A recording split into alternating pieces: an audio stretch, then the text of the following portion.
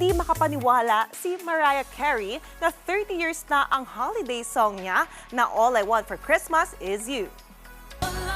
Natanong ang singer sa isang panayam tungkol sa 30th anniversary ng kanta. Pabirong sinabi ni Mariah na ayaw niya ng mga salitang time at 30. Kesa sa 30 years, mas bet daw niyang sabihin na parang 30 minutes pa lang ang nakalipas nang i-release niya ang kanta. Bago yan, kilala ang singer na hindi mahilig bilangin ang tinagal ng isang bagay. Sa kanyang memoir noong 2020, sinabi ni Mariah na kesa bilangin ang taon, mas maigi pang i-enjoy na lang ang bawat moment. Mga kapatid, Jania Lipon po, laging maging updated sa latest sa entertainment and lifestyle para maging una sa balitaan. Bisitahin at mag-subscribe na sa social media pages ng News 5.